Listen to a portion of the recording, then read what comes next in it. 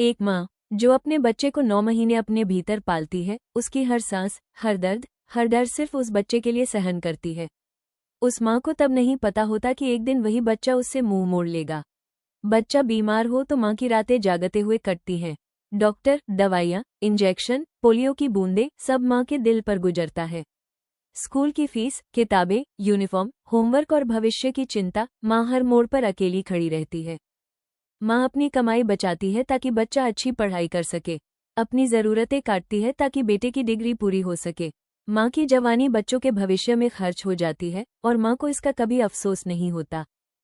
लेकिन जैसे ही बेटा शादी करता है, सब कुछ बदल जाता है। जिस बेटे के पास माँ से बात करने का वक्त नहीं, वो अपनी पत्नी के साथ दिन रात रहता है और उसका मन नहीं भरता।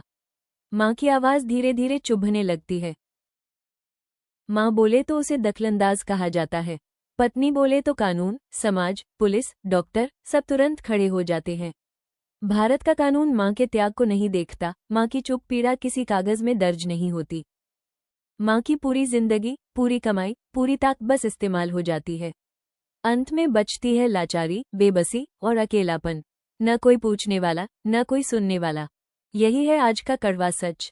यही है हमारे समाज का आईना, जहाँ माँ का कोई अधिकार नहीं और बेटा एक दिन माँ के लिए पराया हो जाता है। अगर आज भी आपके पास आपकी माँ है तो उसे बोझ मत समझिए, क्योंकि जब माँ चली जाती है तो कानून, समाज और दुनिया कुछ भी उसकी जगह नहीं ले सकता। अब एक सवाल है जो हर ज़मीरदार इंसान से पूछा जाना चाहिए। जिस माँ ने जन्म दिया, जिस माँ ने पाला, जिस माँ ने अपनी पूरी जिंदगी दे दी, उस माँ का अधिकार आखिर कहाँ लिखा गया है? क्यों माँ का दर्द, घर की बात कहकर टाल दिया जाता है? क्यों उसकी चुप्पी किसी दस्तावेज का हिस्सा नहीं बनती? अगर एक औरत की पीड़ा सुनी जा सकती है, तो एक माँ की पीड़ा क्यों नहीं?